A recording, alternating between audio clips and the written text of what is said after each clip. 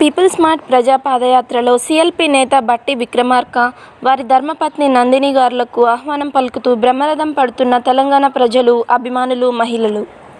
మధిర నియోజకవర్గ పలు మండల గ్రామ కూడలి బహిరంగ సభలో బట్టి మాట్లాడుతూ తెలంగాణ తెచ్చింది, ఇచ్చింది, ఆమోదించి సానుకూలంగా వ్యవహరించింది కాంగ్రెస్ ప్రభుత్వమే అనే సంగతి అందరికీ తెలిసిందే.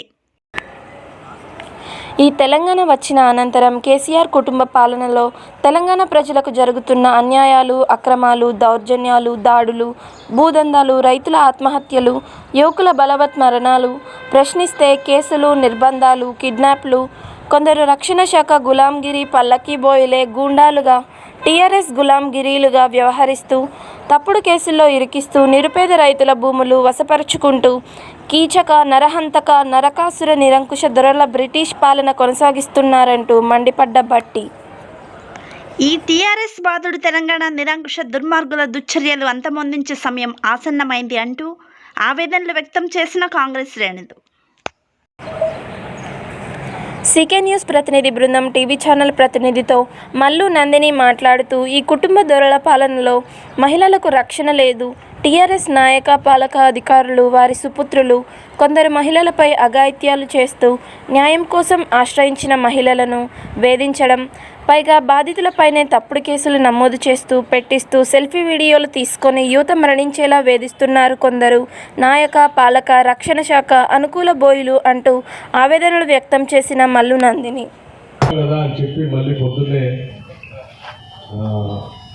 అవసరం లేదు అని అనుకోకుండా మళ్ళీ ఉదయం పూట కూడా ఉండి పాదయాత్రలో నాతో పాల్గొన్నందుకు మరొకసారి నా ఉదయపూర్వక. చాలా సమస్యలు ఉన్నాయి. ఈ పాదయాత్ర, పీపుల్స్ మార్చ్ పాదయాత్ర, ఇది రాజకీయాల కోసం చేసేది కాదు, ఎన్నికల కోసం అంతకంటే కాదు. ఇప్పుడు ఎన్నికలు కూడా లేవు. కాంగ్రెస్ శాసనసభా పక్ష నాయకుడిగా ఎప్పుడైనా నర్సిరెడ్డి గారు చెప్పినట్టు శాసనసభలో సమస్యల గురించి మాట్లాడితే సరిపోతుంది, కానీ కేవలం శాసనసభలో మాట్లాడినంత మాత్రాన సమస్యల పరిష్కారం కావట్లేదు. ప్రజల దగ్గరికి వెళ్ళి వాళ్ళు గెలిపించి పంపించినందుకు ఒక ప్రజాప్రతినిధిగా వాళ్ళ సమస్యల్ని పొలాల మధ్య నుంచి నడుచుకుంటూ వెళ్ళి చూసి ఆ సమస్యల పరిష్కారం కోసం ఈ ప్రభుత్వం మీద ఒత్తిడి తీసుకొచ్చి వాటి పరిష్కారం చేయాలనేటువంటి ఆలోచనతోనే ఈ పీపుల్స్ మార్చ్ పార్టీ తిరుగుతూ ఉన్నారు. నన్ను అందరూ ఇల్లు అడుగుతూ ఉన్నారు, పెన్షన్ అడుగుతున్నారు, ఏం చేయలేకపోతా ఉన్నారు, ఏంది రాస్తున్నారని అడుగుతా ఉన్నారు. నిజమే, ఈ సమస్య ఒక్క తులసమ్మ గారిదే కాదు, వార్డు మెంబర్ల పరిస్థితి, ఎంపీటీసీల పరిస్థితి. ఎందుకంటే గత 8 సంవత్సరాల నుంచి 57 సంవత్సరాలకే పెన్షన్ ఇస్తానని చెప్పి ఎన్నికల ముందు చెప్పారు, కానీ ఎన్నికలు అయిపోయి 3 సంవత్సరాలు అయితే ఇంతవరకు వాటి అతిగతి లేదు.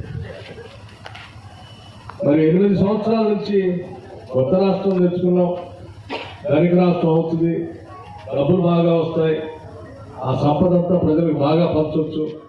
ఈ తెలంగాణ ప్రజలకు కానీ యువకులకు కానీ ఎటువంటి న్యాయం జరగట్లేదంటూ ఇక్కడ మల్లు బట్టి గారు, అదేవిధంగా నందిని గారు ఇక్కడ పాదయాత్ర చేస్తున్నారు. వారికి ఎదురైన ఇప్పటి వరకు యువకుల ద్వారా సమస్యలు ఏంటి, తెలంగాణలో తెలంగాణ ప్రజలు పడుతున్న ఇబ్బందులు ఏంటి, వారి మాటల్లోనే విందాం. గత కొంతకాలం నుంచి పాదయాత్ర చేస్తున్నారు. ప్రస్తుత తెలంగాణలో నిరుద్యోగులు కానీ యువకులు కానీ మహిళలకు కానీ న్యాయం జరుగుతుందా, మీ యొక్క సలహాలు, సూచనలు ఏంటి, ఈ తెలంగాణ ప్రభుత్వం చేస్తున్న విధానాలపై మీరు ఇచ్చే సందేశం? పాదయాత్ర బట్టి విక్రమార్క గారు చేస్తున్నారు.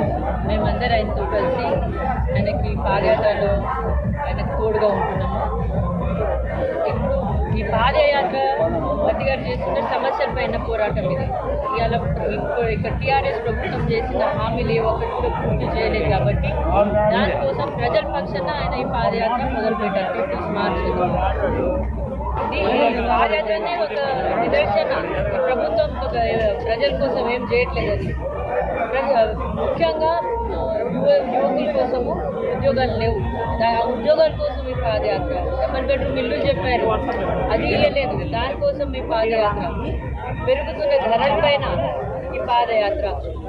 ఇట్లా చాలా సమస్యలు ఉన్నాయి. పెన్షన్లు రావట్లేదు, పెన్షన్ల పైన ఈ పాదయాత్ర ఇన్ని సమస్యలతోని జనం ఎంత అల్లారిపోతున్నారంటే అంత అల్లారిపోతున్నారు.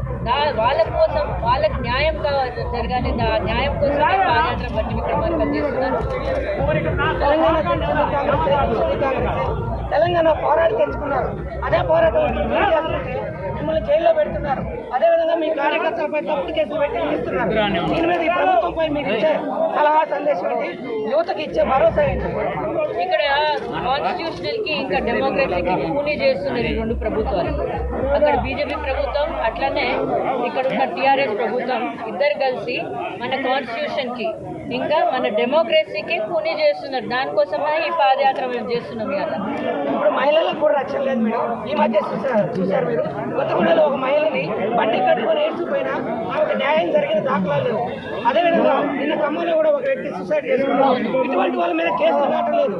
మీలాంటి మాలాంటి ఒక జర్నలిస్ట్ చిన్న తప్పు చేస్తే అనేక రకాలుగా పోలీసులు వేధిస్తున్నారు. దీని మీద మీరు యువకులకు ఇచ్చే సందేశం ఎక్కడ తగ్గొద్దు. అన్యాయం జరిగిన కాడ ఎవరు ఎక్కడ తగ్గొద్దు. ఎంత వాళ్ళు ఎంత చేసి చేయలేదు కూడా అంతే వారి మీద పోరాటం చేస్తారు. అక్కడ వైరాలో మీ తరఫున నిధి లేకుండా ఇబ్బంది పెడుతున్నారు ట్రాఫిక్ కార్యకర్తలు. వాళ్ళ యొక్క గ్రామం వాళ్ళ అభివృద్ధి అదేనే జరిగింది.